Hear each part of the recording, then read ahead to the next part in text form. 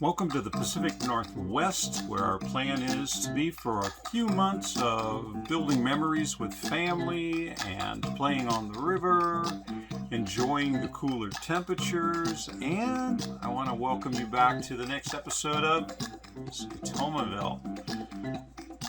Our plans were to come to the Central Gorge in the Hood River and Mosier area, which is our permanent home, our home base, if you will, and to spend some time playing.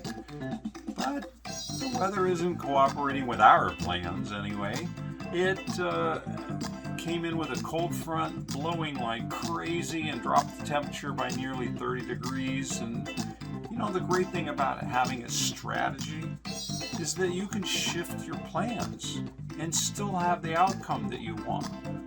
And I think in this episode, it's going to be a really good idea for us to dive in a little on strategy versus planning.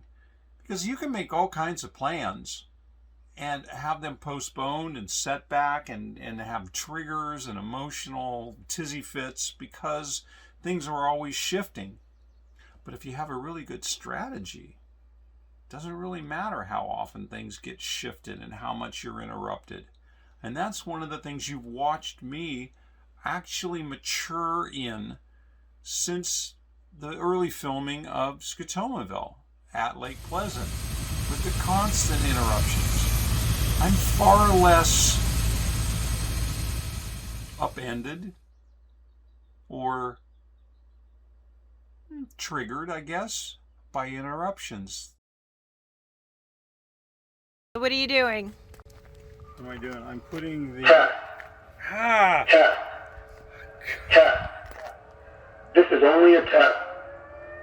This is a test of the warning system. This is only a test. Where's the speaker? There is no emergency. It's in the tree. Prueba. Prueba. Prueba. Esta es solo una prueba. Esta es una prueba del sistema de advertencia. Esta es solo una prueba. No hay emergencia.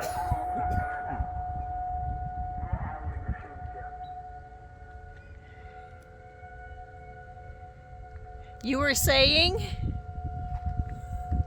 Oh, that is so loud. You could hear it everywhere around the lake with that thing. What I was going to say is, whenever you try to work on something, you dive deeply into awareness, because life is what happens between your plans. This is what I was going to show you. Look closely. What do you see? Oh no. Two Left of the hand. same gloves. Left hand.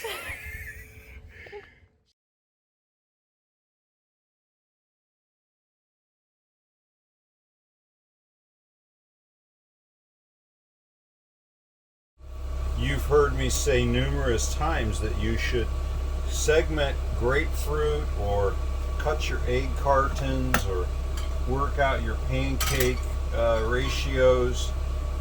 The reason is, for that strategy, is that you can go about doing your thing in the morning, a routine that you have that is a very well balanced diet for your biome.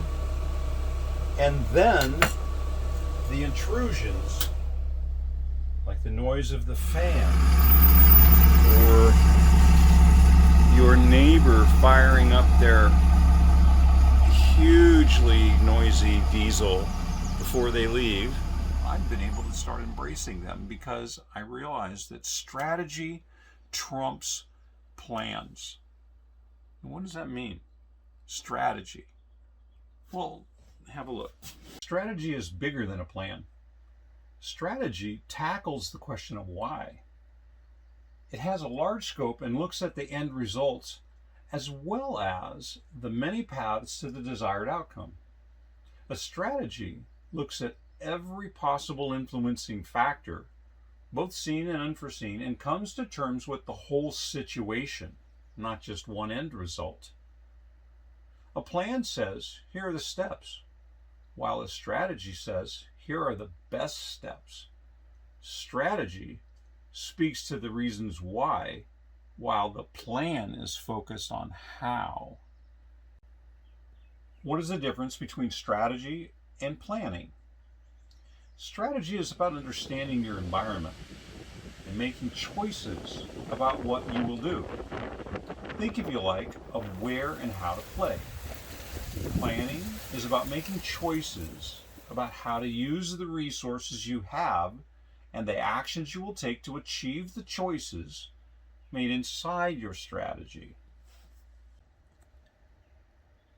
Let me try to emphasize the difference between strategy and planning by doing a look at something absurd like, how do you eat an elephant? When eating an elephant, take one bite at a time. Clearly, no one is encouraging dining on these animals, but it's good advice about how to tackle a huge, overwhelming project like the climb to success.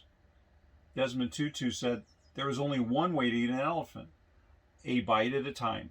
What he meant by this is that everything in life that seems daunting, overwhelming, and even impossible can be accomplished gradually by taking on just a little at a time. Francis of Assisi on how to eat an elephant: start by doing what's necessary, then do what's possible, and suddenly you are doing the impossible. Little by little, incremental.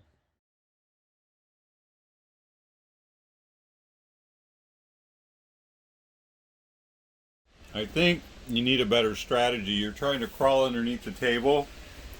I am. And How's that working out for you? My boobs are getting stuck. Okay, so I had this idea that I would move my desk. If you break the table, what good is that? Now you're stuck halfway. I am. Now, if I can turn myself around, I think that is the question. Is this why you play hoppers, so that you can wing it? I wanted to have a better setup for my desk, so I didn't have to go around. So I thought, yes, I know. Now I can't climb in.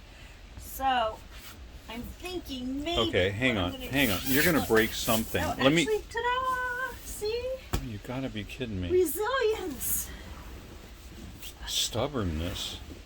But it worked. Okay, ladies, can you practice this at home? Can you crawl under the table rather than walk around to your chair? That would be. You're there. You'd have to move out of the way, and I didn't want you to have to move out of the way. I needed to figure it out on my own.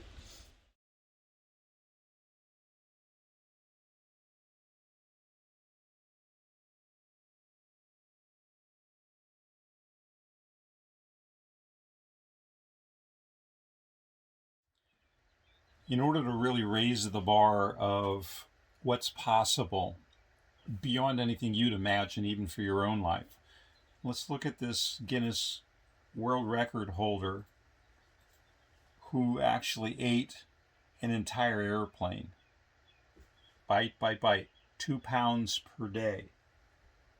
His name was Michael Latoto, and he was nicknamed Monsieur Mangetout. That means eat it all. Mr. Eat It All. And he ate about 900 grams of whatever it was a day. And over his lifetime, his diet since 1969, it says it included 18 bicycles, 15 supermarket trolleys, 7 TV sets, 6 chandeliers, 2 beds, a pair of skis, a low-calorie Cessna light aircraft, and a computer. He also ate a coffin. By 1997, he had eaten nearly 9 tons of metal. But he said, funny enough, that bananas and hard-boiled eggs made him sick. I'm not going to recommend that you go about eating an Airstream, but I am going to make my point that if you wanted to, you could do it incrementally.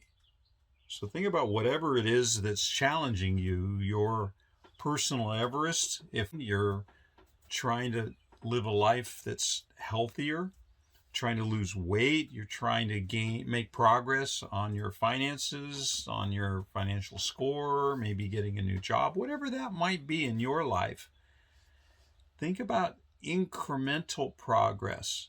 If you want to change the way you think, try affirmations day after day after day. Put some motivational quotes into your lifestyle. Consume something that will make a small change each day so you can gain ground on your personal Everest.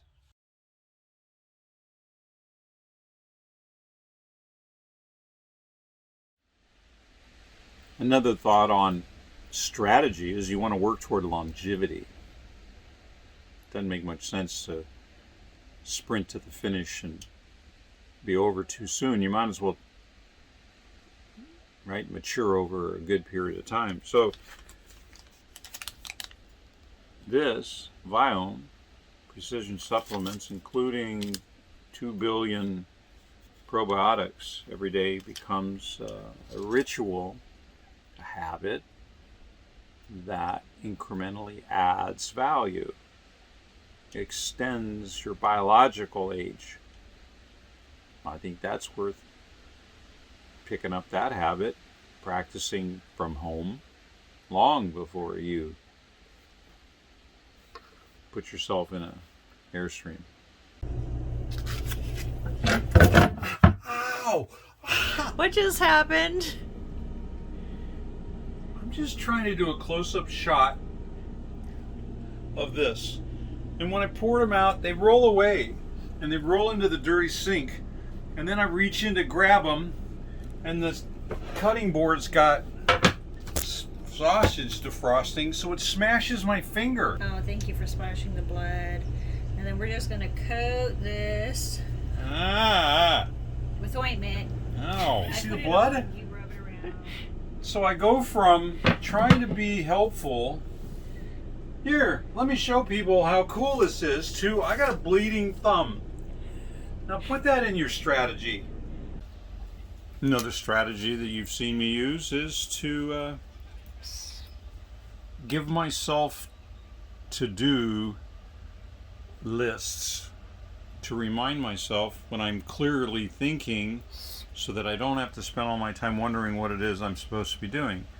So I just finished that clip. I'm now doing this clip, and then these things end up getting crossed off, and that provides satisfaction that your time was spent well because you thought about it in advance, what you wanted to be doing, and gave yourself the discipline to work your way through the list. And your list will always be full of these kind of things. Glue the knob back on.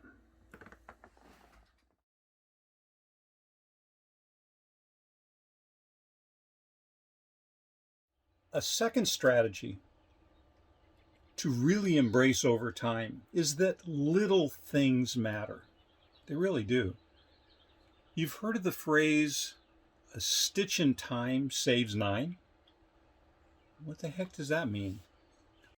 In the days of large cruising ships that use sails, if you didn't fix the small stitch or 2 or 3 that were coming out of a mainsail, the next time you had a decent blow, it would tear the whole thing open, and you'd have tons of work to do. So essentially, paying attention to a little thing can save you a great amount of grief, anguish, effort, loss, disappointment over time. So a great strategy to embrace is pay attention to the little things, and that little things matter. This I thought was really humorous. Small action taken on right time may prevent difficulty to be bigger later. I think that's funny. One of the things you could practice at home to become familiar with Airstreaming is find some pieces of glass and metal shavings and throw them on the floor and then walk around in your bare feet. That is an aluminum shaving from one of the rivets, probably. when they replace a rivet in a factory, you see how they sort of over drill it. Well, that creates a piece of metal like this that then ends up on the floor, and then you step on it, and that really feels terrific. While you're vacuuming, you're gonna find tiny, tiny little pieces like this on the floor, and then start looking around. Where the heck did it come from? Don't just throw it away with the vacuum dust. And so you have to have a place to put all those little pieces. That's going to be important. Yeah. About a week later, I found a screw laying inside of my solar briefcase. And of course, because I have a strategy of putting it in the drawer, it went in. While I'm editing this, nearly a week after that, I see my video of this nut, and my brain goes, hello, connect 2 and 2, 1 screw, 1 nut, and sure enough, there's the solution. So that is quite literally case closed on the missing nut.